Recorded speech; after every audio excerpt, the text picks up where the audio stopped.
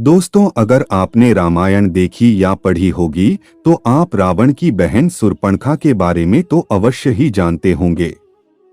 शूर्पणखा रामायण कथा की एक ऐसी किरदार थी जिसका राम रावण युद्ध में अहम भूमिका थी, जिसकी वजह से मर्यादा पुरुषोत्तम श्री राम को रावण समेत कई राक्षसों का वध करना पड़ा था।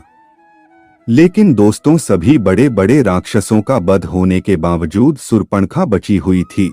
हालांकि रावण के मृत्यु के बाद शूर्पणखा कहाँ गई, क्या हुआ, इसका कोई खास जिक्र रामायण में तो नहीं है।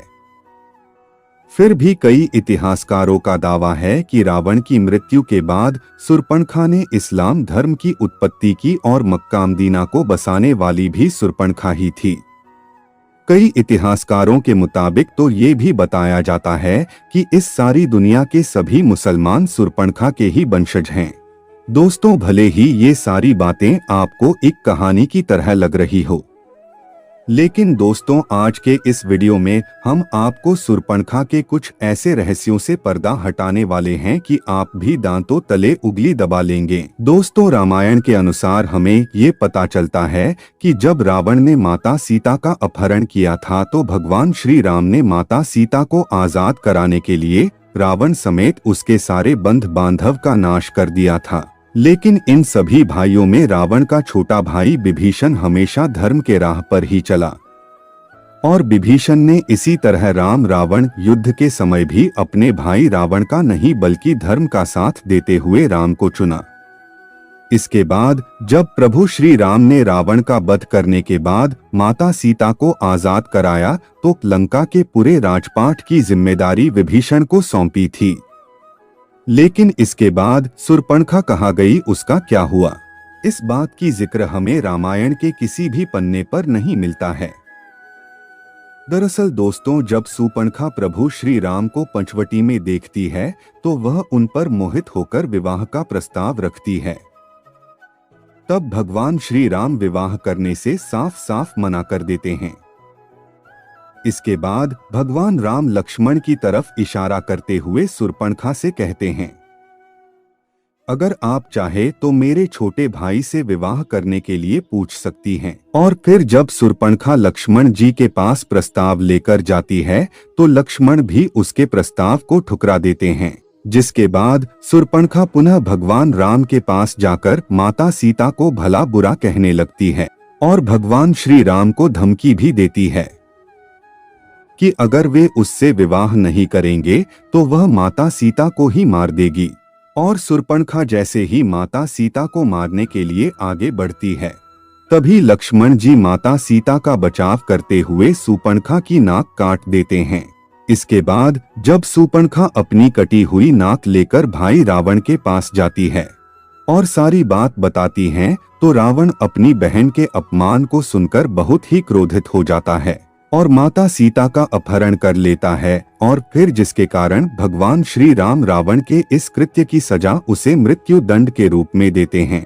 लेकिन दोस्तों, सवाल तो लोगों का वही है कि इसके बाद शूर्पणखा कहाँ गई।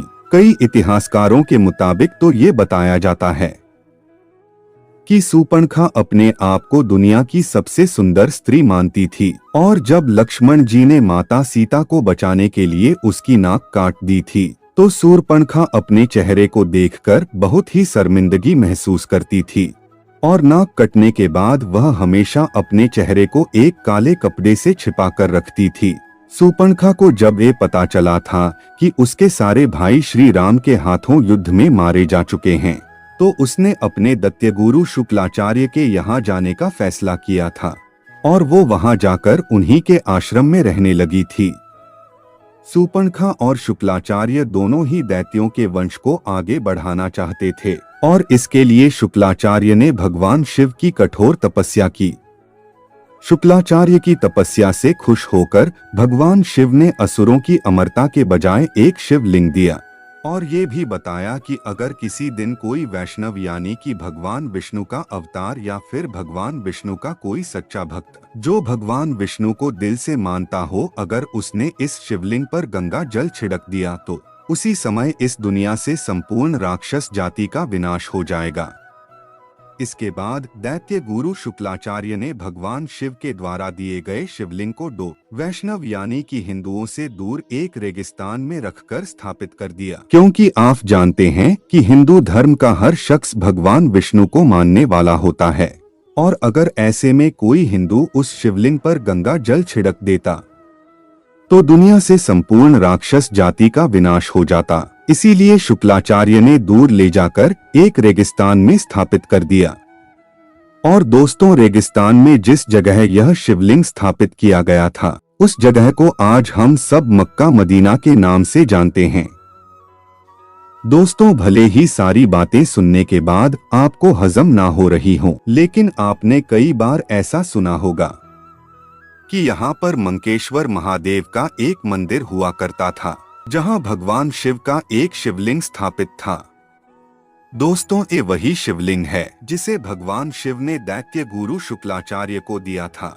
शिवलिंग को दैत्य गुरु शुक्लाचार्य ने हिंदुओं से छुपाने के लिए भारत से दूर सऊदी अरब यानी कि मक्का में स्थापित कर दिया था। शुक्लाचार्य ने शिवलिंग को सऊदी अरब में इसलिए स्थापित किया था कि यह बात भविष्य में हिंदुओं को पता नहीं चलेगी और इससे राक्षसों का वंश भी सुरक्षित रहकर आगे बढ़ता जाएगा। आपको बता दें कि इस शिवलिंग के सुरक्षा का काम दैत्य गुरु शुक्लाचार्य ने सूर्पणखा को सौंपा था। उस समय सूर्पणखा हमेशा ही अपने चेहरे को कपड़े से ढक कर रखा करती थी और सूर्पणखा ने अपने वंश को आगे बढ़ाने के लिए कई बच्चों को जन्म दिया।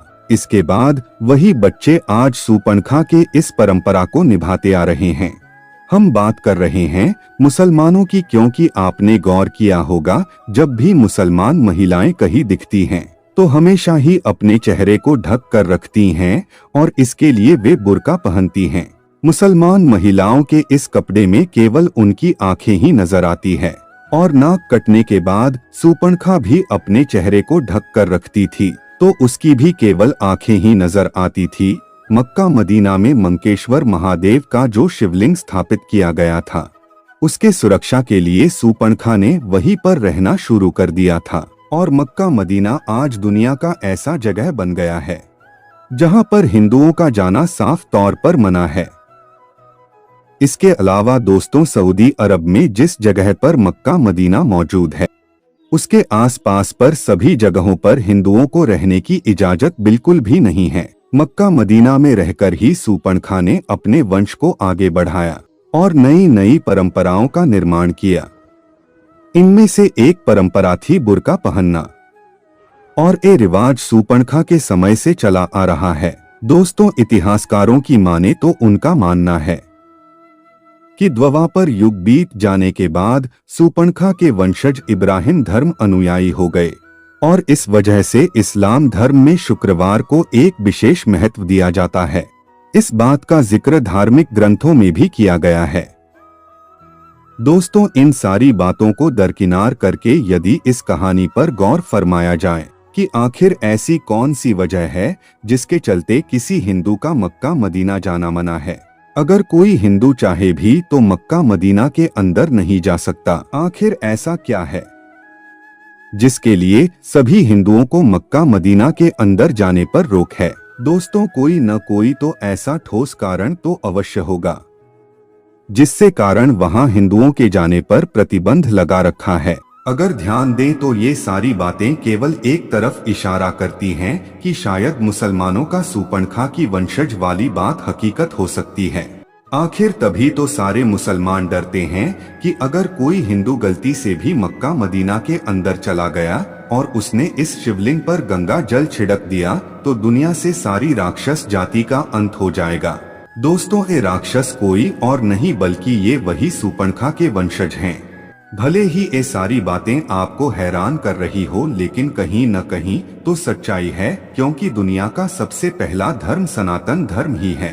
यानी कि इस दुनिया में मौजूद हर व्यक्ति सनातन धर्म से ताल्लुक रखता है और हमारे ईश्वर भी सनातन धर्म से ही ताल्लुक रखते हैं। दोस्तों, ठीक ऐसा ही प्राचीन समय में भी होता था। कुछ लोग मिलकर अपने अलग अलग नियमों एवं परंपराओं को बनाया करते थे। धीरे धीरे यही परंपराएं जातियों में तब्दील होती गई और आगे चलकर अनेक धर्मों की उत्पत्ति हुई। लेकिन दोस्तों, मुसलमानों के इस सच पर आज भी कईयों हिंदुओं के द्वारा सवाल उठाए जाते हैं कि आखिर उन्हें मक्का मदीना क्यों जाने नहीं दिया जाता है। तो वैसे दोस्तों, कमेंट करके बताइए कि आपको क्या लगता है, क्या मक्का मदीना की बातें सच हो सकती है?